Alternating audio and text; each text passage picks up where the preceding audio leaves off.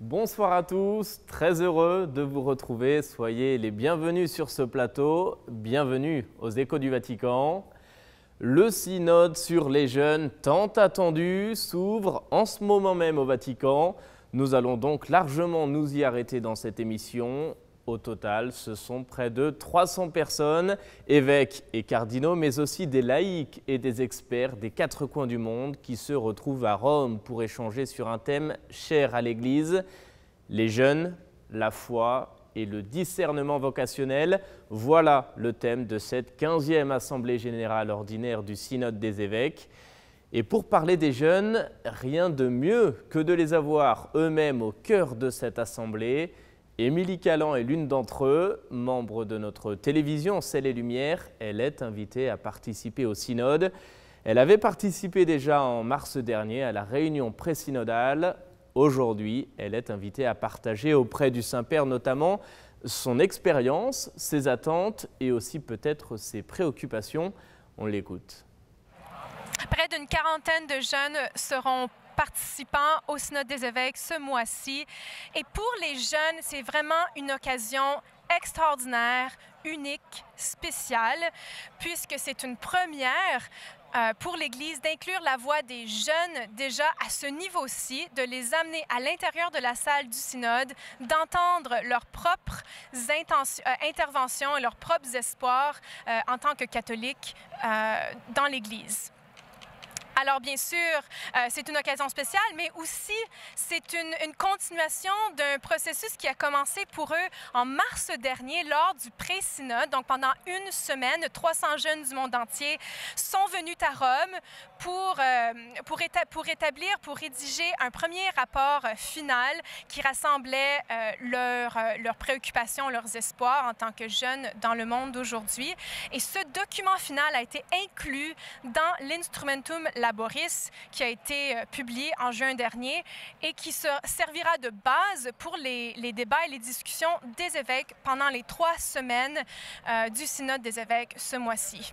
En tant qu'auditeurs, nous avons la chance de partager avec les évêques et le Saint-Père nos propres préoccupations, encore une fois, mais de manière plus directe. Alors, nous avons 4 minutes et pour partager la situation des jeunes dans notre propre pays, donc dans ma situation, la situation des jeunes au Canada, mais aussi de partager ma propre expérience. Alors, bien sûr, mon expérience avec Ciel et Lumière, mon expérience aussi avant cela comme missionnaire laïque sur les campus universitaires, dans mon travail auprès des jeunes adultes, me servira de base justement dans mon intervention que j'aurai la chance de préparer à un moment donné pendant le mois d'octobre. Bien sûr, difficile de dire ce qui se passera et qu'est-ce qui sortira de ce synode au bout des 3 semaines. Mais ce qui est certain, c'est que déjà, dans mes conversations avec d'autres jeunes qui sont déjà à Rome, ce que nous espérons, c'est de trouver une unité et une cohésion dans notre pensée. Et nous sommes conscients des défis qui se présentent déjà, du contexte dans lequel on se trouve, notamment avec celui des abus, du scandale des abus sexuels dans l'Église aux États-Unis et ailleurs. Mais nous savons que l'Esprit Saint sera présent lors de ce synode et nous comptons sur lui pour pouvoir faire ressortir le meilleur de nos débats pour le bien commun de l'Église universelle. Et dans cette assemblée synodale, nous avons également du Canada le cardinal Gérald Cyprien Lacroix, archevêque de Québec. Il a été nommé directement par le Saint-Père. Et parmi les évêques du pays, élus cette fois-ci par leurs confrères, nous avons notamment Monseigneur Luc Cyr, archevêque de Sherbrooke. Nous les avons rencontrés tous les deux quelques jours avant leur départ. Je vous propose de les écouter. Après le grand synode sur la famille, qui était plus général, l'ensemble de la famille, là, on cible, le Saint-Père a voulu qu'on cible la jeunesse, les jeunes, la foi et le discernement des vocations. Alors, ça va être très intéressant d'écouter ce que les autres à travers le monde vivent et pensent et ce qu'on peut apporter nous aussi. Je pense qu'on peut s'attendre à de très belles choses. En premier lieu, il faut dire qu'il y a eu un pré-synode la semaine avant la Semaine Sainte. 300 jeunes sont allés à Rome et ont pu s'exprimer. Le pape les a entendus, ils ont écouté. Il y a un rapport qui a été fait de ça. Alors, c'est massif, ça, des jeunes à travers le monde. Et on avait des Canadiens qui étaient là aussi. Alors, déjà, ça a mis la table sur les préoccupations des jeunes. Par la suite, on a reçu l'instrument de travail, l'Instrumentum Laboris, avec lequel on peut travailler et regarder tous ces différents aspects. Et là, on va échanger. On va écouter les apports de chacune, et on va travailler en petits groupes linguistiques pour approfondir et faire des propositions au Saint-Père. Alors, c'est ça un synode, c'est apprendre à marcher ensemble, à s'écouter et à laisser notre discernement et nos réflexions mûrir, s'enrichir du témoignage et de la réflexion des autres. Moi, je pense que nous avons, nous, les plus vieux un peu, même si je ne suis pas un vieillard encore, mais nous, les plus âgés, nous avons d'abord à réfléchir sur notre propre témoignage de vie. Si on veut que des jeunes discernent des vocations, il faut qu'ils se sentent attirés et qu'ils voient des gens qui ont vécu depuis longtemps dans ces diverses vocations, que ce soit le mariage, que ce soit la vie consacrée, la vie missionnaire, le ministère ordonné, qui voient des gens heureux, des gens qui vivent de façon cohérente leur engagement. Alors ça, pour moi, c'est très important, la qualité de notre témoignage. Aussi, il me semble que nous avons à creuser des pistes de discernement des vocations. Comment accompagner? Des fois, il y a des jeunes qui se convertissent et c'est merveilleux. Et tout de suite, ils veulent se donner. Oui, c'est beau, mais il faut prendre un temps pour regarder la liberté intérieure. Est-ce qu'il y a la liberté du cœur? Est-ce qu'on a creusé comme il faut? On s'est enraciné dans la foi, dans le Christ, dans la communauté chrétienne pour faire un cheminement, pour en arriver à prendre cette décision libre de donner sa vie dans une des vocations, que ce soit le mariage ou autre, hein? Alors ça, c'est quelque chose d'important. Il y a beaucoup d'autres thèmes, en fait. On va voir comment ça va tourner, là. Et j'ai très hâte. C'est la première fois que j'ai la chance de vivre une telle expérience d'un synode. Et pour moi, le synode, c'est un moment de communion avec le Saint-Père, avec les évêques du monde entier et avec les observateurs, observatrices. C'est un temps d'arrêt où on met en commun, à la lumière de l'Esprit Saint, ce qu'on porte avec les jeunes et ce que les jeunes nous apportent aussi aujourd'hui. Je pense que un des défis que vivent les jeunes, c'est le sens à la vie, avoir un réseau d'écoute, de rencontres. Et je pense que l'Église, faisant route avec les jeunes, se mettant à l'écoute de ce qu'ils vivent, peut vraiment les aider à trouver un sens à leur vie. À saisir au plus profond d'eux-mêmes la beauté de ce qu'ils sont. Parce que souvent, ils sont écorchés par la vie, mais leur redonner confiance, leur redonner espérance, puis leur donner un lieu surtout d'accueil et d'écoute. Parce que dans nos rencontres préparatoires au synode, on a vu comment les jeunes ont besoin d'être écoutés puis d'avoir des contacts, des rencontres. Il y a les réseaux sociaux, mais avec d'autres jeunes. Ils ont besoin de ça. J'ai regardé la liste des participants au synode. Je suis content, j'en connais plusieurs. Et c'est impressionnant d'avoir l'universalité, la richesse de l'Église catholique, la richesse de la réalité universelle, les jeunes du monde qui ont une soif, qui ont un désir et qui sont des acteurs importants maintenant.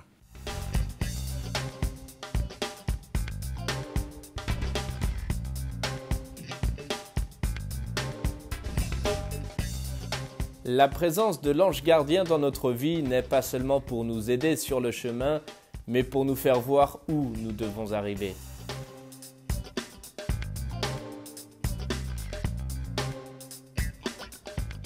Ce week-end à présent, comme chaque dimanche, le pape récitait la prière de l'Angélus. Dans son allocution Place Saint-Pierre, le Saint-Père a voulu commenter l'évangile du jour, l'épisode où un homme extérieur aux disciples de Jésus se met à chasser les démons en son nom. Le pape a livré une leçon contemporaine de cet épisode. Regardez.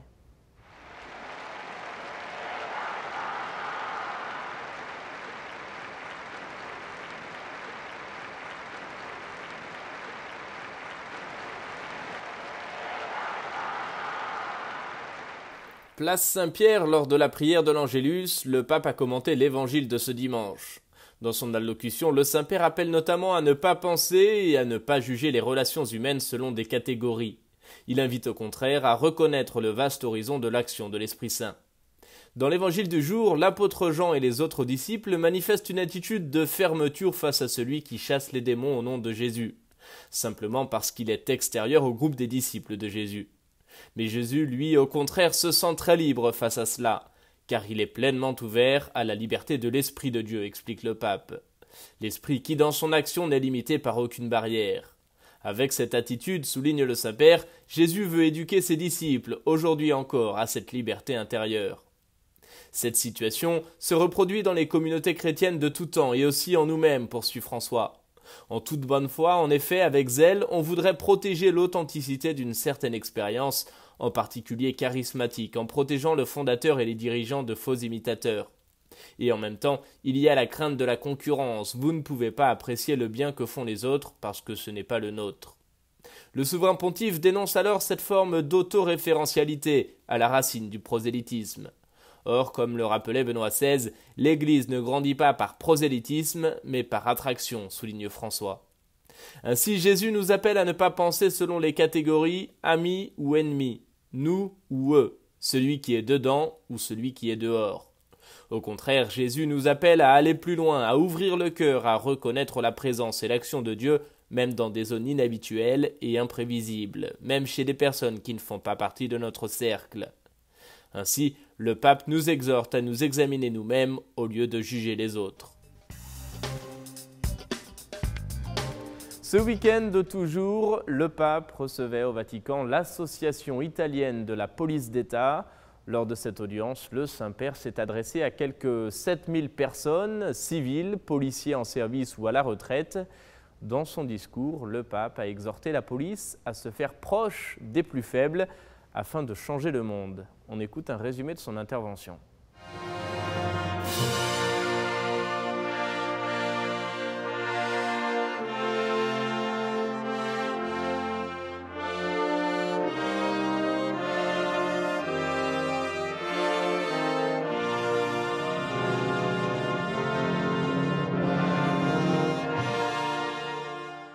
C'est dans la salle Paul VI au Vatican que le souverain pontife a rencontré plusieurs milliers de membres de l'association italienne de la police d'État. Dans son discours face aux participants, le pape rappelle que sans la légalité et la justice, les plus faibles sont les premières victimes car elles ont moins de moyens pour se défendre. Sans la légalité, le respect et la justice, dit-il encore, la société grouillerait tôt ou tard en un dédale d'intérêts personnels, déliés les uns des autres et même en contraposition. Sans ces trois piliers, il n'y a pas de bien commun, car le bien d'une société ne provient pas du bien-être de la majorité ou du respect des droits de presque tous. Le bien de la société, souligne le Saint-Père, vient du bien de la collectivité, là où si quelques-uns souffrent, tous les membres partagent sa souffrance. François évoque alors les migrants qui ont tout quitté et doivent repartir de zéro, les personnes ayant perdu leur travail et leur toit sans pouvoir protéger leur famille, les marginalisés, les malades. De tout cela, vous vous faites proche quand vous cherchez à lutter contre la criminalité, le harcèlement et les arnaques. Le pape se félicite aussi de la portée de leurs initiatives, motivées par la nécessité du vivre ensemble, mais aussi par l'attention accordée aux personnes qui ont besoin de leur aide. Comme le fait un bon parent, leur dit François, vous ne vous limitez pas à dire à votre enfant qu'il doit simplement être attentif aux dangers, mais au contraire, vous vous intéressez à tous les pièges dans lesquels il peut tomber, et vous cherchez à l'instruire et à l'accompagner. Le pape a enfin remercié les policiers pour le message de partage et de solidarité qu'ils transmettent, souvent de manière cachée. Il les encourage à mettre dans la patte de la société le ferment de l'égalité et de la fraternité, car la charité peut renouveler les rapports interpersonnels et peut ainsi changer le monde et l'histoire. En fin de semaine également, nous célébrions le 40e anniversaire de la mort du pape Jean-Paul Ier. C'était le 28 septembre 1978, après seulement 33 jours de règne. C'est le pontificat le plus court de l'histoire récente de la papauté, mais son importance est inversement proportionnelle à sa durée.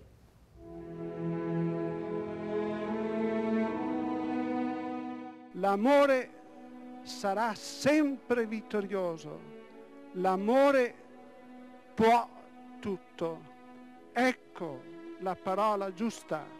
Non la violenza può tutto, ma l'amore può tutto. Domandiamo al Signore la grazia che una nuova ondata di amore verso il prossimo pervada questo povero mondo. queste parole che egli aveva pronunciate nell'ultimo discorso domenicale, il 24 settembre, costituiscono quasi il suo testamento spirituale, il significato più profondo di tutta la sua vita di sacerdote, vescovo, patriarca e pontefice. L'amore può tutto, è sempre vittorioso, anche di fronte alle leggi inesorabili del tempo e della morte. Il Signore ha tanto raccomandato, siate umili, anche se avete fatto delle grandi cose, dite siamo servi inutili. Invece la tendenza in noi tutti è piuttosto al contrario, metterci in mostra. L'umiltà può essere considerata il suo testamento spirituale. Grazie proprio a questa sua virtù bastarono 33 giorni perché Papa Luciani entrasse nel cuore della gente. Nei discorsi usava esempi tratti da fatti di vita concreta, dai suoi ricordi di famiglia e della saggezza popolare. Facciamo tesoro del suo esempio, impegnandoci a coltivare la sua stessa umiltà che lo rese capace di parlare a tutti, specialmente ai piccoli e ai cosiddetti lontani. Il Signore ha detto a tutti i cristiani, voi siete la luce del mondo, voi siete il sale della terra, diventate perfetti come è perfetto il Padre mio che è nei cieli, quindi mai fermarsi, progredire con l'aiuto di Dio nell'amore di Dio, d'accordo? L'audience générale à présent. Mercredi, comme chaque semaine, le Saint-Père a rencontré Place Saint-Pierre des dizaines de milliers de pèlerins venus du monde entier. Dans le cadre de sa catéchèse, le souverain pontife a voulu s'arrêter cette semaine sur son récent voyage dans les pays baltes. On écoute un résumé de sa catéchèse. Frères et sœurs, je viens d'accomplir un voyage dans les pays baltes à l'occasion du 100e anniversaire de leur indépendance. Cette période a été marquée par de dures années d'occupation durant lesquelles ces peuples ont beaucoup souffert. J'ai voulu leur annoncer de nouveau la joie de l'Évangile qui est force et courage au temps de l'épreuve, lumière pour le quotidien de la vie au temps de la liberté. Ce voyage avait une forte dimension œcuménique qui s'est exprimée surtout au moment de la prière dans la cathédrale de Riga et dans la rencontre avec les jeunes à Tallinn, des jeunes dont le Christ est l'espérance. M'adressant aux autorités de ces trois pays, j'ai souligné la contribution de ces derniers aux valeurs humaines et sociales de l'Europe. Rappelant que les personnes les plus âgées sont les racines du peuple en vue de nouveaux fruits pour l'avenir, j'ai aussi exhorté chacun, notamment les prêtres et les consacrés, à garder le souvenir des martyrs et à suivre leur exemple, car la persévérance dans l'amour de Dieu est essentielle à l'espérance. Passent les années, passent les régimes, Marie continue de veiller sur son peuple. Un peuple qui, réveillant la grâce de son baptême, renouvelle son oui au Christ, notre espérance. Pater noster, qui es in celis, sanctificetur nomen tuum, adveniat regnum tuum, fiat voluntas tua, sicut in cielo et in terra. Panem nostrum quotidianum da nobis hodie, et dimitte nobis debita nostra, sicut et nos dimittimus debitoribus nostris, et ne nos inducas in tentatione, sed libera nos a malo.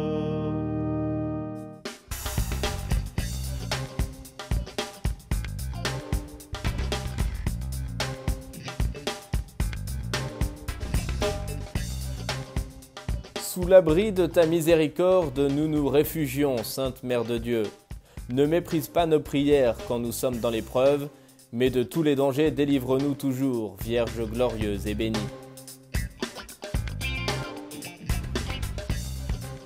C'est la fin de cette émission. Merci à vous de nous avoir suivis. Merci de votre fidélité. Je vous souhaite une très belle fin de soirée et je vous retrouve la semaine prochaine, même heure, même endroit, pour de nouveaux échos du Vatican.